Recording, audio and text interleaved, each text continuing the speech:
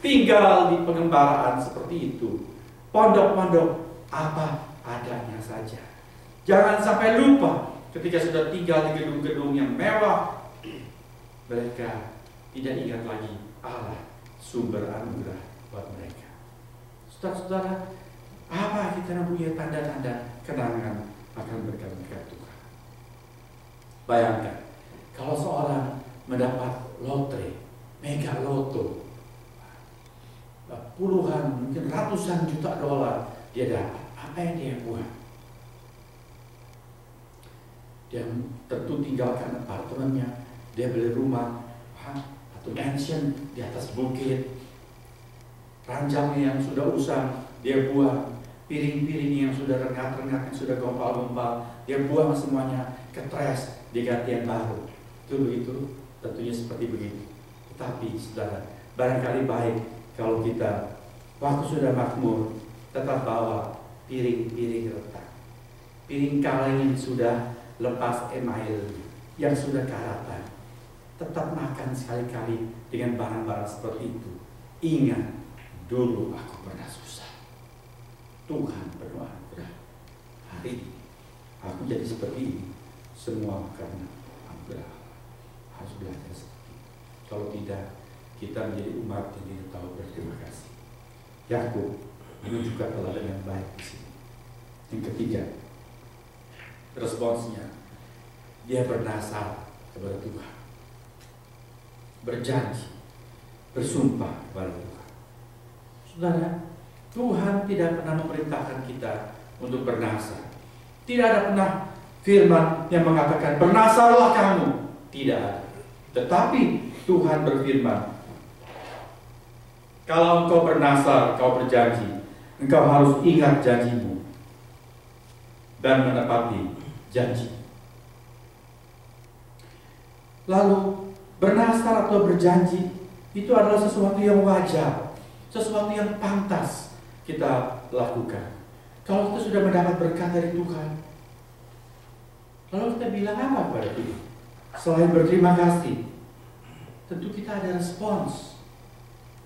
Kalau engkau begitu memberkati aku,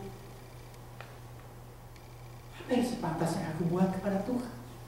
Itu adalah wajar. Tuhan tidak suruh, tapi itu sesuatu yang normal untuk kita lakukan. Di sini Yakub bernasar.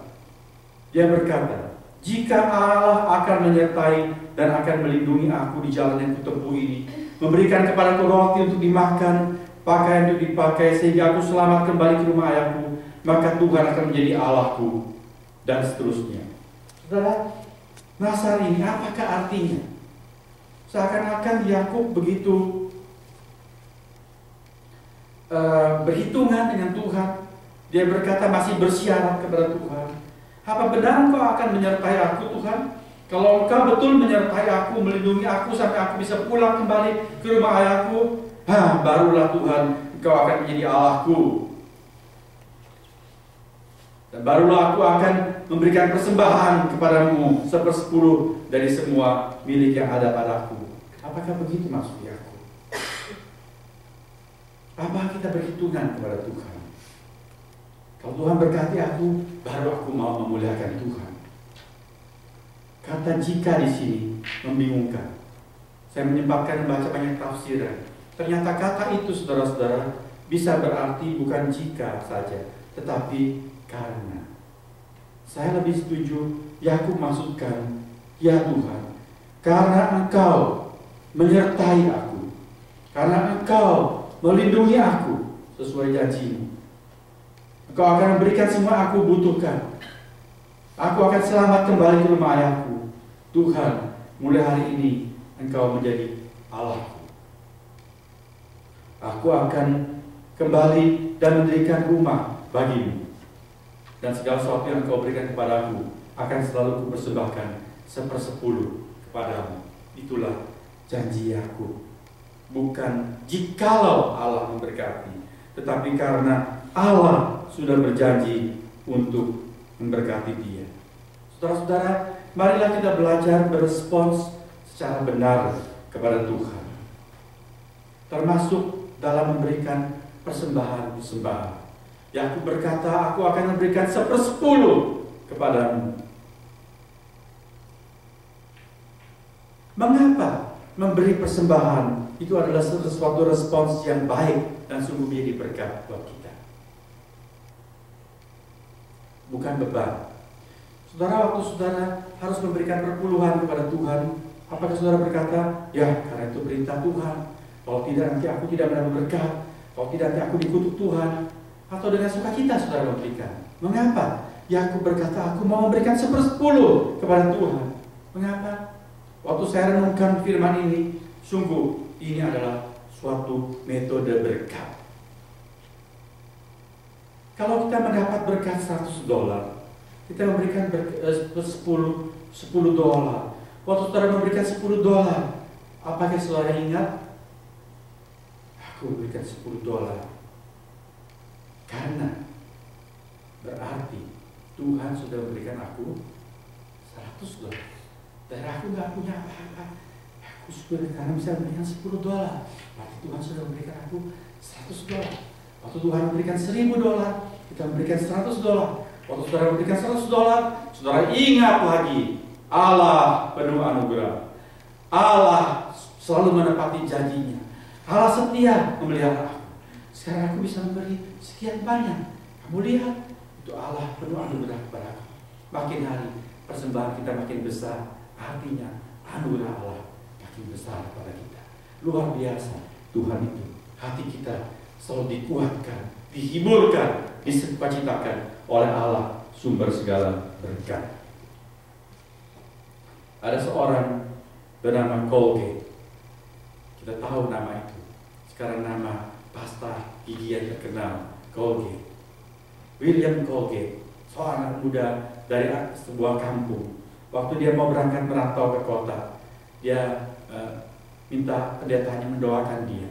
Lalu pendetanya sebelum berdoa berkata kepada Colgate, aku akan mendoakan kamu, minta Tuhan memberkati kamu. Lalu kamu ingat, kamu sampai di kota, penghasilan pertama yang kamu dapat, jangan lupa berikan 1/10 kepada Tuhan. Tidak lupakan berkat Tuhan. Setiap kali kamu dapat berkat, berilah 1/10 kepada Tuhan. Dan Colgate melakukan itu dengan setia. Penghasilan pertama dari pekerjaan kasar yang dilakukan, dia berikan 1/10 kepada Tuhan. Selalu akhir hari berkat Tuhan makin besar, dia memberikan 1/10 dengan setia. Itu tidak gampang. Waktu berkat makin besar, perpuluhan makin besar, orang tergoda untuk menyunat persembahan itu atau perpuluhan itu, sebab dirasa sekarang kok begini besar. Tapi Colgate adalah orang yang setia. Kesaksian dari hidupnya mengatakan, pada suatu ketika seluruh penghasilan yang didapat, dia persembahkan balik semuanya untuk pekerjaan Tuhan, mendukung pekerjaan Tuhan. Mengapa? Karena berkat-berkat Tuhan sebelumnya sudah begitu berlimpahan, cukup untuk mencukupi kebutuhan hidupnya. Malah dia bisa menjadi berkat, mendukung pekerjaan Tuhan di mana-mana. Tidak heran orang seperti ini diberkati oleh Tuhan. Saudara, hari ini marilah kita renungkan, hanya oleh karena anugerah aku ada seperti aku ada sekarang. Bukan cuma dari segi materi, tapi juga dari segi kehidupan keseluruhan kita. Kita yang bisa mengalami kesejahteraan, bisa punya keluarga, punya anak yang baik-baik, semua itu anugerah Tuhan. Ingatlah itu, saudara-saudara. Jangan lupakan Allah penuh anugerah. Tuhan memberkati kita. Marilah kita berdoa.